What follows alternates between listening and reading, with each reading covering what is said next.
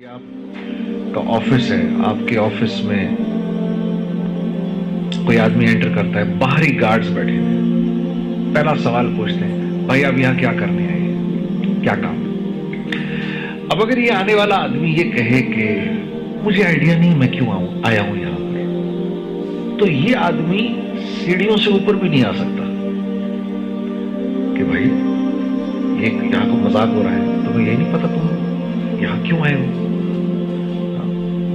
تو ایک آفس، ایک نارمل سا آفس، یہاں تو کوئی آدمی بغیر مقصد اور بغیر وجہ کے آ نہیں سکتا، تو اس کائنات کے اندر میں اور آپ بغیر وجہ کے ہیں، تو قرآن اس کو کیسے بیان کرتا ہے؟ تو قرآن کہتا ہے افحسبتم انما خلقناکم عبثا وانکم الینا لا ترجعون۔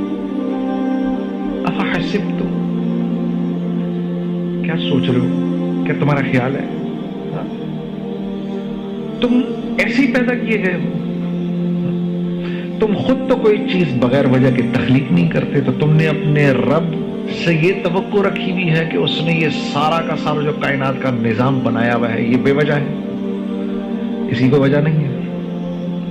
فتعال اللہ الملک الحق لا الہ الا هو رب العرش الکریم۔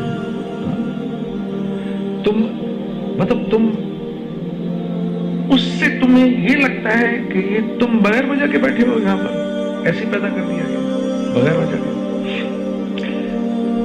تو یہ انسان کا سب سے بڑا مسئلہ ہے، اپنے علم اور اپنی سوچ سے، اور انسان کا جتنا بھی علم ہے اس کا محور یا تو اس کی نظر ہے یا اس کی زندگی کے تجربے ہیں۔ وہ یہ اوپر تک دیکھ سکتا ہے، اس کے آگے اس کو کچھ نہیں پتا کیا ہے، یہ اس کی زندگی کے تجربے ہیں جو اس نے سوچ رکھے۔ جہاں انسان کی سوچ اپنے اختتام کو پہنچتی ہے اس جگہ سے وحی کا علم شروع ہوتا ہے، جہاں اس کی لاجک اللاجیکل ہو جاتی ہے وہاں سے وحی کا علم شروع ہو جاتا ہے۔ اب اگر رسول اللہ صلی اللہ علیہ وسلم ہمیں نہ بتاتے تو ہمیں زندگی پر نہ پتا چلتا کہ ادھر دو کرامن کاتبین بیٹھے ہوئے ہیں، دنیا کی کوئی لاجک یہ پروو ہی نہیں کر سکتی لیکن بیٹھے ہوئے ہیں۔ اسی لیے قرآن نے جب کہا نا ذالک الکتاب لا ریب فیہ، تو پہلی جو قرآن نے بات ماننے والوں کی صفت بتائی وہ یہ بتائی کہ یہ ہدایت دیتی ہے کن لوگوں کو؟ متقیوں کو، مدلل متقین، جو اللہ سے ڈرتے ہیں، صرف اس کو اس کتاب سے نفع ہوگا اور کسی کو نہیں ہوگا۔ جو اللہ سے ڈر رہا ہے اللہ اس کتاب کے ذریعے اس کو صراط مستقیم پر چلائے گا، ہر ایک نہیں چل سکے گا۔ اور ڈرنے والوں کی پہلی صفت کیا ہے؟ الذین یؤمنون بالغیب، یہ غیب کی باتوں پر ایمان لاتے ہیں، جن باتوں کو انہوں نے دیکھا نہیں ہوتا، غیب کی باتیں پر ایمان لاتے ہیں۔ یہ غیب کی باتیں ہمیں کس نے بتائیں؟ رسول اللہ صلی اللہ علیہ وسلم۔ انہوں نے بتایا ادھر کرامن کاتبین بیٹھے ہوئے ہیں، مجھے تو نظر ہی نہیں آ رہا۔ انہوں نے مجھے بتایا ہے کہ وفی السماء، مجھے ان کے ذریعے پتا چلا قرآن کہہ رہا ہے وفی السماء رزقکم وما توعدون، میرے بندو تم سے جس رزق کا وعدہ کیا گیا ہے وہ رزق دنیا میں نہیں ہے، دنیا سے اس کا کوئی تعلق نہیں، وہ آسمانوں سے آ رہا ہے۔ وفی السماء رزقکم وما توعدون، تم سے جس رزق کا اللہ فرما رہے میں نے وعدہ کیا ہے اس کا تعلق زمین، پتھر، سونا، چاندی، زراعت، کاشتکاری، سورج، چاند، ستاروں، پہاڑوں سے نہیں ہے، بلکہ یہ ہم آسمانوں سے اتارتے ہیں تمہارے لیے۔ لیکن مجھے تو سب کچھ یہاں سے ہوتا ہوا نظر آ رہا ہے، مجھے تو یہ نظر آ رہا ہے کہ میری پیسے ہیں تو میرے کام بنیں گے، پیسے نہیں ہیں تو میرے کام نہیں بنیں گے۔ مجھے تو یہ نظر آ رہا ہے کہ میری یہ نوکری گئی تو میں تو تباہ و برباد ہو جاؤں گا، یہ نوکری میں چلتا رہوں گا تو ٹھیک چلتا رہوں گا، میری زندگی بنی رہے گی۔ مجھے تو یہ نظر آ رہا ہے نا، یہ ساری چیزیں مجھے نظر آ رہی ہیں، اس لیے میری زندگی کا ایک ایک لمحہ ان کے گرد گھوم رہا ہے،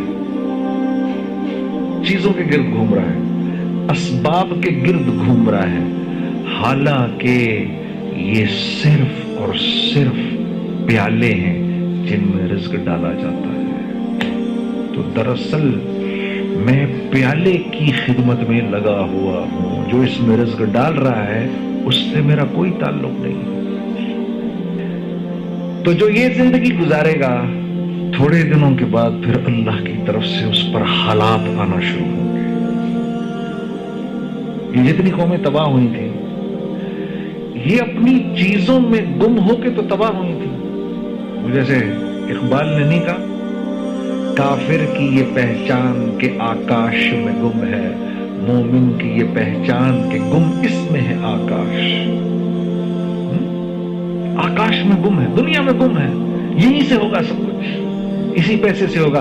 अब क्योंकि पैसे से होगा तो फिर मैंने इस बात की परवाह नहीं करनी कि ये पैसा कैसे आएगा मेरे पास, क्योंकि होगा तो पैसे से। हाँ? ये कैसे आ रहा है इसकी फिक्र तो मैं तब करूंगा जब मुझे इस बात का एहसास होगा कि भाई इस पैसे से मेरी जिंदगी नहीं बनेगी। ये पैसा तो कागज का टुकड़ा है, इससे तो सिर्फ होता हुआ नजर आ रहा है, करने वाली जात किसकी है? अल्लाह की। इसको कहते हैं ला इलाहा इल्लल्लाह। रेत का जर्रा रखता है, इनकी इतनी हैसियत भी नहीं है, करने वाली जात अल्लाह की है। तो फिर मैं क्यों अल्लाह के हुक्म को तोड़ूं? यही वजह थी कि जब जिब्राइल ने आके इब्राहिम अलैहिस्सलाम से कहा कि ये नमरूद तो आपको आग में फेंकने वाला है, तो आप कहें तो बचा लें आपको। तो पूछा कि मुझे तुम अल्लाह के हुक्म से आए हो या इजाजत लेकर आए? कहा जी हुक्म से नहीं आए, इजाजत लेकर आए। तो कहा नहीं, फिर तुम्हारी जरूरत नहीं है,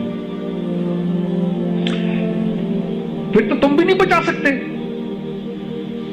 हस्बुनल्लाहु व निअमल वकील व निअमल मौला व निअमल नसीर, ये उनके अल्फाज थे। ये कहा कि जब उसने इनको मंजनीक से फेंका तो चले गए हवा के अंदर। उन्होंने कहा लोगों के करने से। तो जो ऐसा अपने अंदर ईमान रखता है, जिसकी ये सोच होती है कि करेंगे तो अल्लाह करेंगे, फिर अल्लाह उसकी मदद ऐसे करते हैं जैसे इब्राहिम अलैहिस्सलाम की कि बराह रास्त हुक्म दिया आग को, या नार, ए आग, कूनी बरदम व सलामुन अला इब्राहिम। वो आग कि जिसके ऊपर से परिंदा भी नहीं जा सकता था, वो आग इतनी ठंडी हो गई कि इब्राहिम अलैहिस्सलाम को सर्दी लगी एकदम से। तो फरमाया सलामती वाली, तो फिर थोड़ी गर्म हो गई। और शोलों ने यूं ऊपर ऐसे आसमान पे से उनको वहीं से पकड़ा, यूं घुमा घुमो के नीचे लेकर आए। जो ये रस्सियां लगी थी उनको तो जला दिया, एक बाल भी यहां से नहीं जला। अल्लाह ने जिब्राइल को भेजा, उसने पर मार के वहीं पर आबशार और वहीं पर पानी और वहीं पर बाग और तख्त। अल्लाह रब्बुल इज्जत ये बताना चाह रहे हैं, जो मेरा बन के चलेगा मैं उसकी चीजों के बगैर मदद करूंगा। और ये इम्तिहान कब तक है? मौत तक। मौत तक, मौत तक अल्लाह के हर गैर की नफी करनी है। नहीं, इनसे नहीं होगा, ये नहीं, इससे कुछ नहीं होगा, करेंगे तो अल्लाह करेंगे। ये 100 तलवारें इसमें अल्लाह मुझे निकाल के ले जाएगा, ये नहीं कर सकती। ये तब मारेंगी जब अल्लाह का हुक्म होगा, वरना ये नहीं कुछ कर सकती।